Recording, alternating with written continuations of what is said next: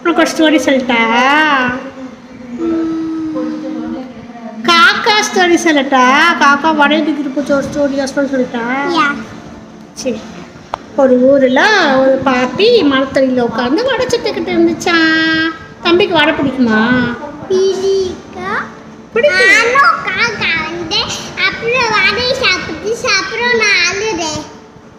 சுச்சு ஓடையவா காக்கா சாப்பிட்டுச்சு?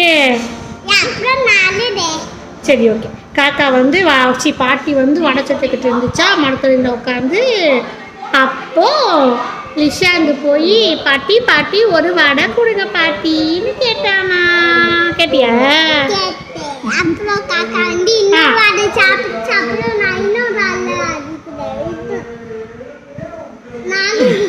அப்போ எதுக்கு என்ன கடை கேட்டேன்? உனக்கு கதை தெரிஞ்சு போச்சுல்ல, கதை போதுமா?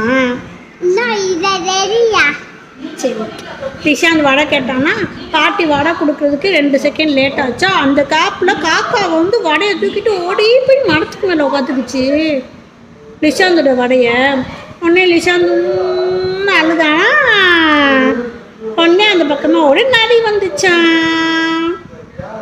நரிக்கிட்ட போய் லிஷாந்த் ஹெல்ப் கேட்டானா. நரி ஹெல்ப் பண்ணி எனக்கு அந்த வடை வேணும் அப்படின்னு காக்கா கிட்டேருந்து வாங்கித்தான்னு கேட்டானா. உடனே நரி ஹெல்ப் பண்ணுச்சான்.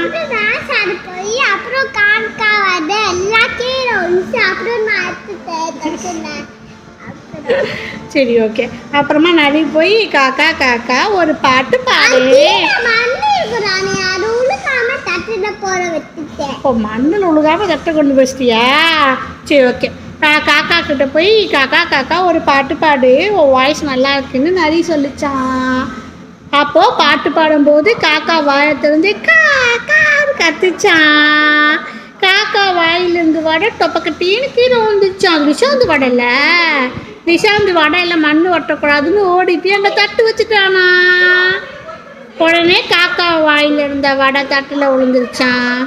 லிஷாந்த் பாட்டிக்கு நரிக்கும் தேங்க்ஸ் சொல்லிட்டு சாப்பிட்டானா. பாட்டி காசு கொடுத்தியா?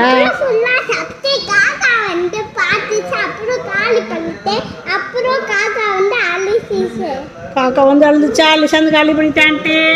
பாருங்க, காக்காவையே நாங்கள் அழுக வச்சிருக்கோம் வடை தராம. அந்த அளவுக்கு டேலண்ட் இல்லையா? சரி, காக்கா கொடுக்க மாட்டியா?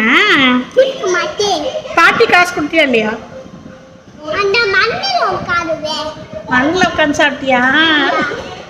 சரி, ஓகே. கதை முடிஞ்சு போச்சு. நல்லா இருக்கா கதை? பாய் பாய் சொல்லிடு.